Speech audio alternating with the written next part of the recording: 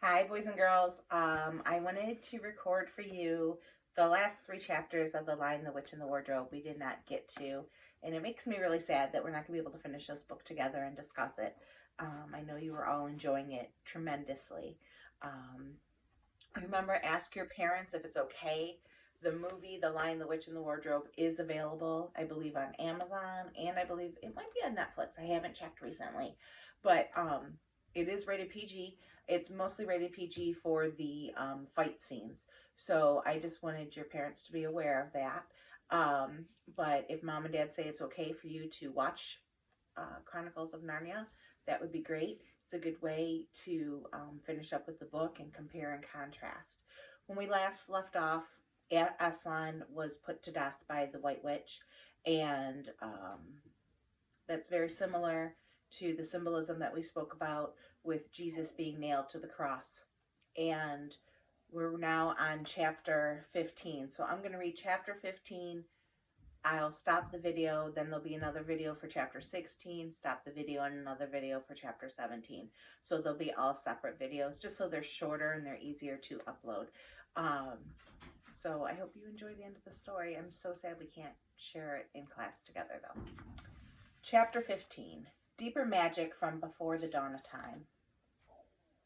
While the two girls still crouched in the bushes with their heads over their faces, they heard the voice of the White Witch calling out, "Now, follow me, all of you, and we will set about what remains of this war. It will not take us long to crush the human vermin and the traitors of the great fool. The great cat lies dead."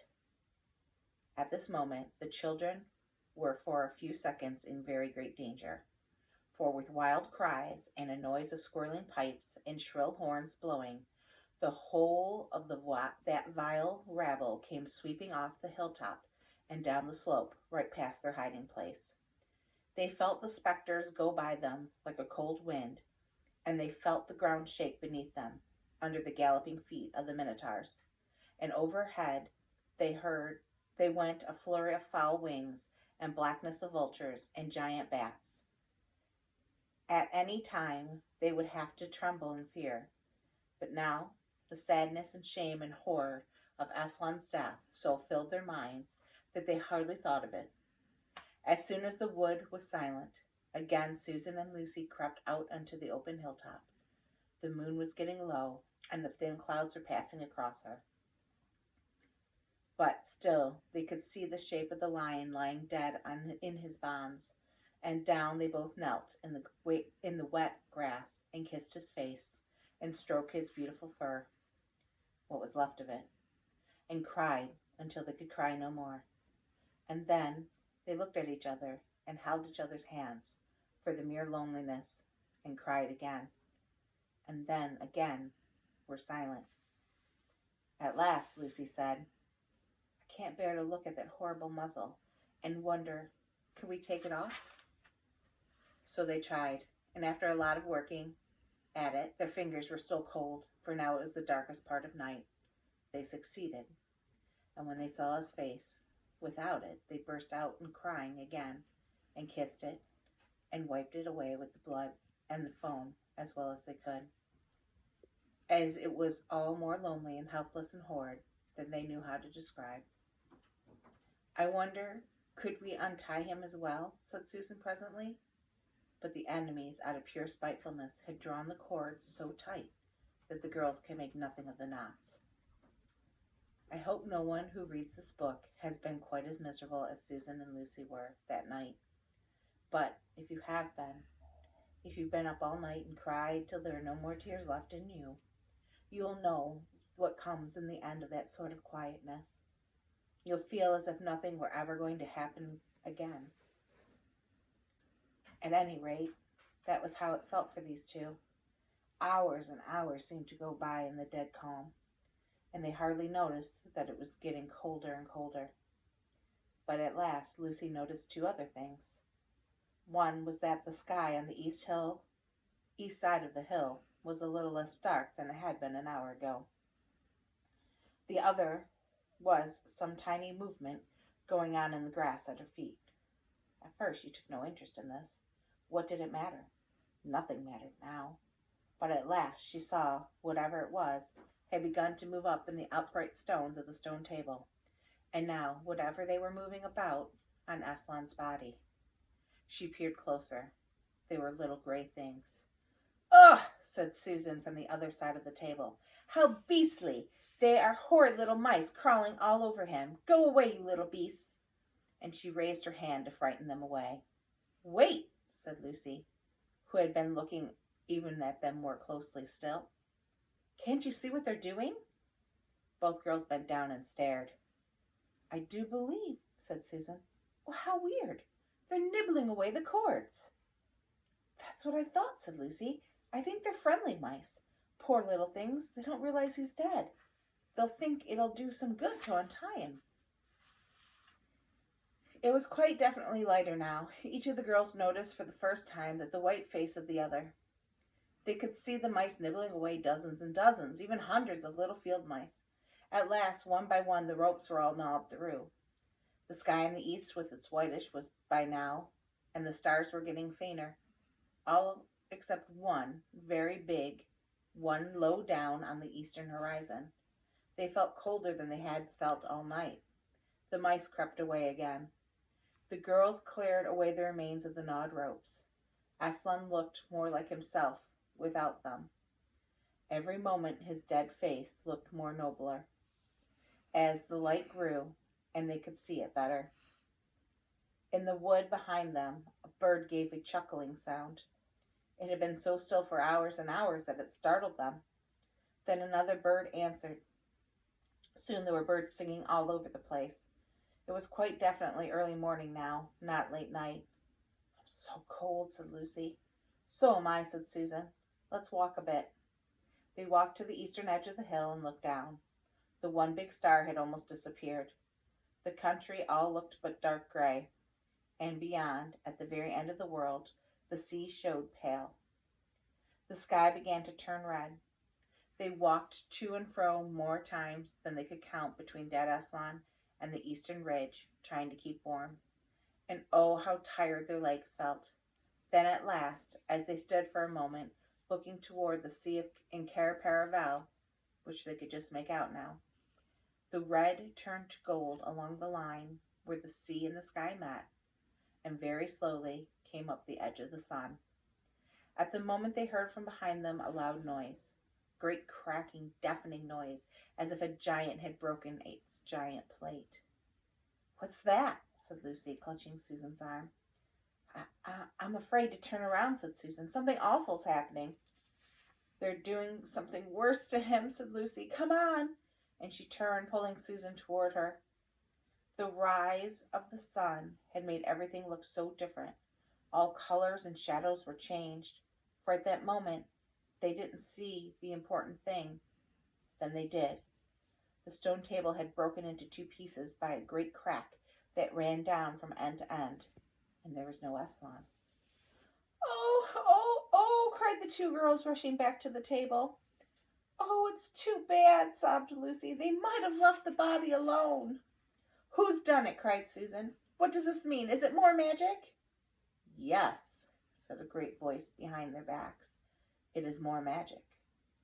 They looked round. There, shining in the sunrise, larger than they'd ever seen him before, shaking his mane, for it had apparently grown back again, stood Aslan himself. "Oh, Aslan!" cried the children, staring up at him, almost as frightened as they were glad. "Aren't you dead then, dear Aslan?" said Lucy. "Not now," said Aslan. "You're not a..." asked Susan in a shaky voice. She couldn't bring herself to say the word ghost. Aslan stooped his golden head and licked her forehead, the warmth of his breath and the short smell that seemed to hang from where his hair came all over her. "Do I look it?" he said. "Oh, you're real, you're real, you're real! Oh, Aslan!" cried Lucy, and both girls flung themselves upon him and covered him with kisses. "But what does this all mean?" asked Susan. They were somewhat calmer now. "It means," said Aslan, "that though the witch knew the deep magic, there is a magic deeper still, for which she did not know. Her knowledge goes back only to the dawn of time.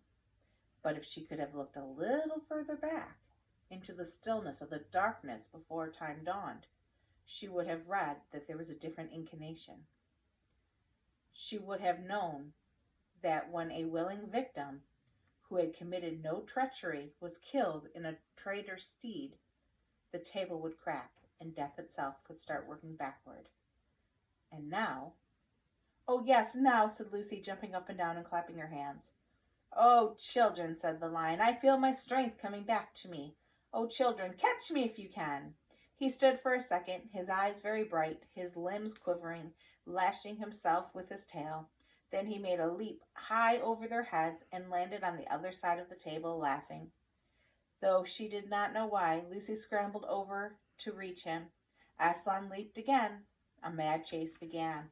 Round and round the hilltop he led them, now hopelessly out of reach, now letting them catch his tail, now diving between them, now tossing them in the air with these huge, beautiful, velveted paws and catching them again, and now stopping unexpectedly, so that all three of them rolled together in a happy, laughing heap of fur and arms and legs.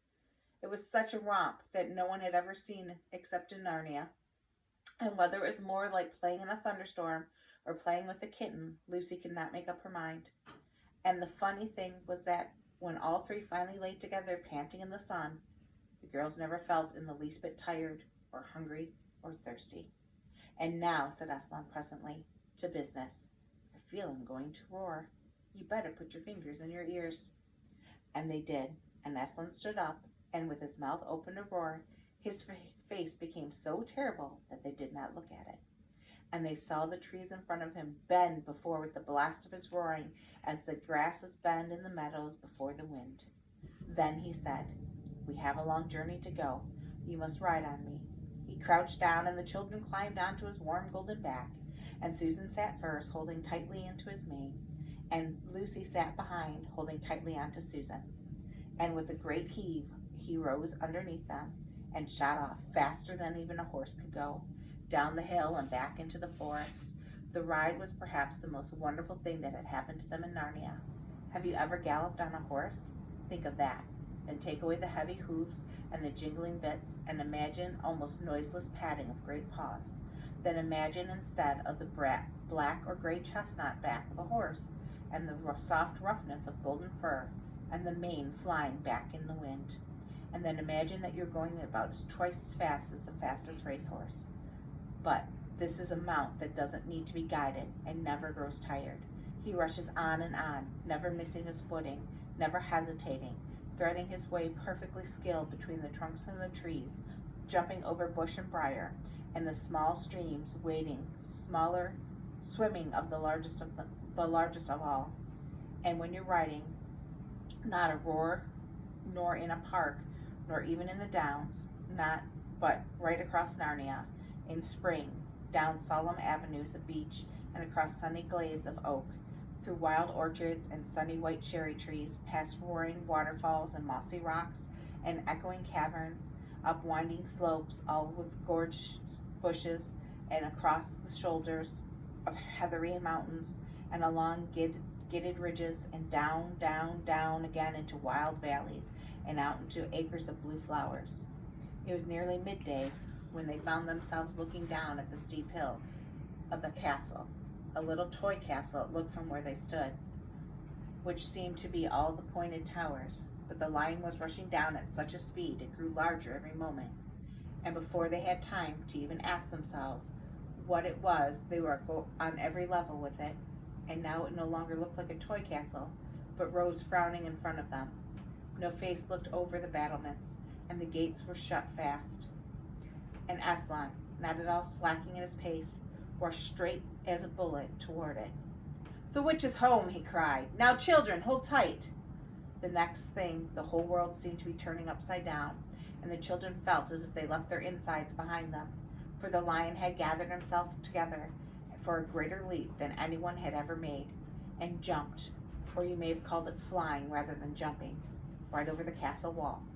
The two children, breathless but unhurt, found themselves tumbling off his back in the middle of a wide stone courtyard full of statues.